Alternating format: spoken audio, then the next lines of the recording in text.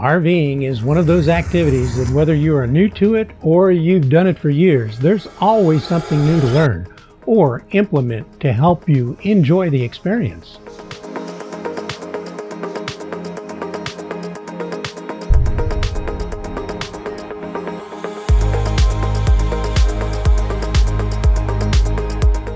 Boondocking, or just using your RV off-grid like Harvest Host, Boondockers Welcome, Walmart, Cracker Barrel, Bass Pro, Cabela's, lot surfing, or Mooch Docking, etc., is really no exception. Using your RV to its full potential can really make that process a chance to get out and find some amazing places to stay on the cheap. Today, let's look at, say, 3 large areas, hurdles, that you need to overcome to be able to get out there and enjoy the off-grid process. And there are a lot of little things that are going to fall into this, but number 1 is water resources. How do you manage that? How much do you take out there? What is your freshwater capacity? That is usable capacity. How are you going to get more if you need it, and where are you going to find it? 2, what are you going to do for power? There are a lot of options out there, from solar, some amazing battery solutions, to generators, just all kinds of different things that you can do, like power stations. Not, the big power lines and stuff, but those, you'll see. We'll look at a few of those solutions as well. 3, and this is a big one, it's location. How do you find these places? How do you get that information to know just what you're getting yourself into, and can you get yourself out? And what kind of resources might be around there in that area?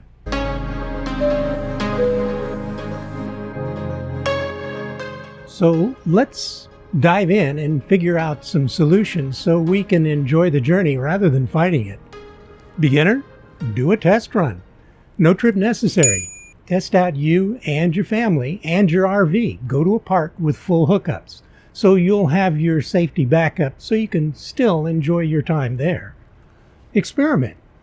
Try using your RV with just the water in your tank and your pump. Try not to have the RV plugged in and see how you enjoy using those aspects of the RV as if you weren't on the grid. Now you're in a controlled environment, where you can test it, and it can be a lot of fun and can give you a lot of information. So let's start off by looking at the water system. When you go to fill the freshwater system, your onboard freshwater tank, you probably would like to know how many gallons are going into that tank.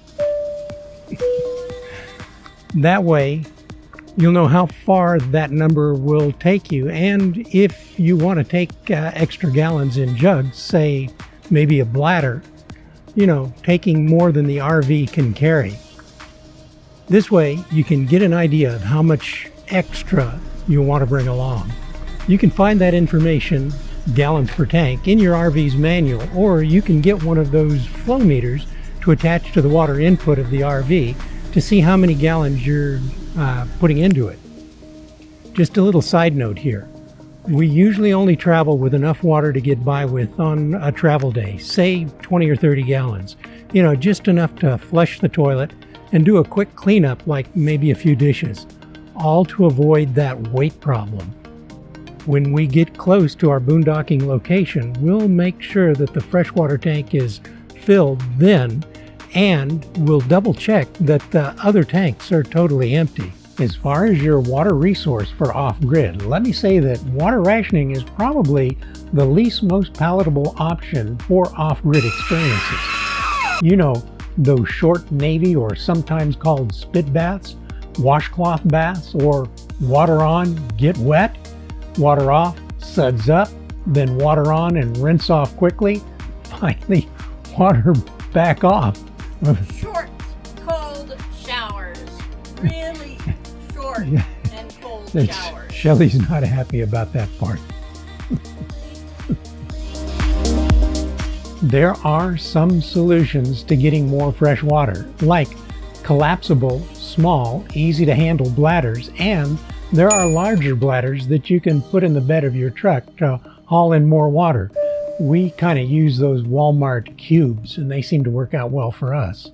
On the wastewater end, you can get a Blue Boy or a tote, so you can empty your waste, mostly gray, but black tank too, by taking it to the dump station to get rid of it. If the dump station, is a ways off, then you can pump it into the tote in the back of your truck using a portable macerator and, say, a 3/4 inch garden hose.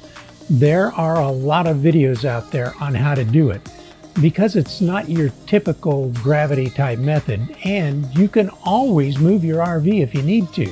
You know, go to the dump station, empty your tanks and resupply your fresh water, and head back to your spot. There are always options to extending your time out there in an off-grid mode. Knowing your tank size and how much you use will give you an idea of how much more water you need to bring to make your stay more enjoyable.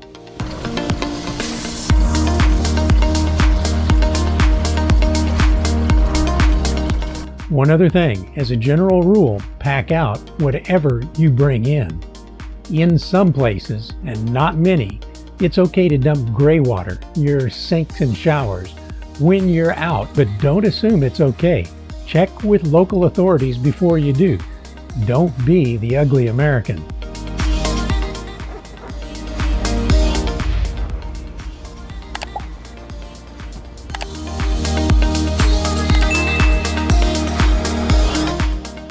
So, number 2, let's move on to power solutions. Now, don't worry if you don't have an onboard generator or solar array on your RV while off-grid. As power is concerned, the majority of campers' rigs are already designed to work off-grid without power. Your lights, water pump, heater, and fridge are all using the rig's 12-volt power supply. And the propane you have on board should be functioning. That's another reason to test them out.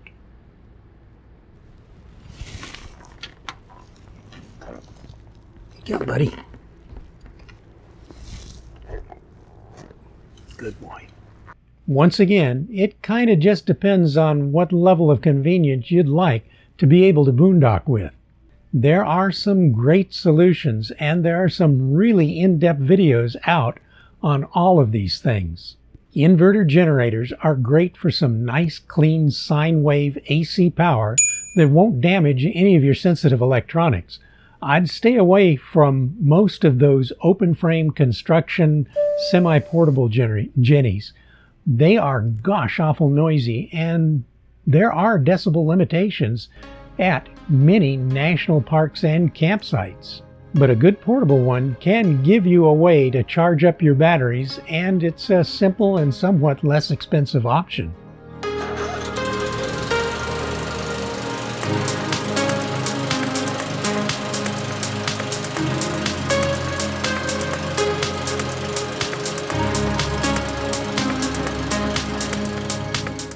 There is solar and inverters for a whole house solution. Again, lots of videos on this. And then there are power stations, the little ones, which have come a long ways. Quick and easy to charge with some AC functions without a big setup or Jenny to have to work with. It gives you a way to store power, basically a battery bank with a little inverter built into it, so you can just take it anywhere and then plug things into it. So find what fits your needs. One thing about the battery bank inside your RV, unless you've switched over to lithium from the typical lead acid, the lead acid can take a long time to charge up. Now, don't assume that because you can run that Jenny for 1 to 2 hours that you have charged those batteries. That's the lead acid ones. Whatever you use, one of the best things you can do is monitor your batteries. Victron makes some really relatively inexpensive, simple shunts that can help you keep track of your system's state of charge. Food for thought. Lead acid can only take being discharged down to about 50%. Any more might damage them beyond recovery, while lithium is said to be able to be taken down to near 0% before recharging, and lithium can be recharged much quicker. You do need a converter that's capable of working with them, though. There's always lots of new solutions for RV power technology, and as they become available, we'll try to update this information. So you think you're all set? Well then, where are you going to go to boondock? You may know of a few spots already in your own area. That way you can scout it out. But if you're going somewhere new, how do you find those areas? And what questions might you have before you get out there? There are a few resources, some websites like The Dirt and Campendium, which is our go-to because it answers some important questions. We like the reviews and what kind of and how big are the rigs there? What are folks saying about the ground clearances and road conditions, etc.? It's usually a lot of information. We also like the satellite views. We take the link or coordinates over to Google Maps, plug it in, and get a look at the satellite view to get a better idea of what we're getting ourselves into. Right now, Campendium is adding 360-degree drive-throughs of different areas. Quite a handy resource. So many times with boondocking spots, it's first come, first serve. So you might get there to find out that it's full. We recommend that you always have a plan B. Maybe a plan C and a plan D as well. We also usually try and hit the middle of the week. It seems that way we kind of avoid some of the weekend warriors. Weather is another important thing to be aware of. If a storm is on its way, it might be dry going in, but slippery and muddy on your way out. Don't put yourself in a situation where you might get stuck.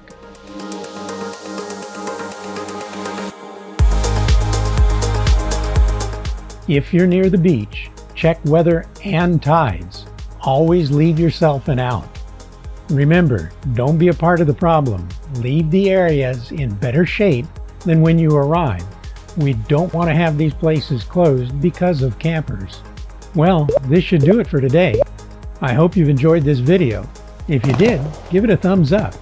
And if you want to see more videos about RVing, hit that subscribe button. And if we don't see you on the road, hopefully we'll see you next video. Until then, please travel safe.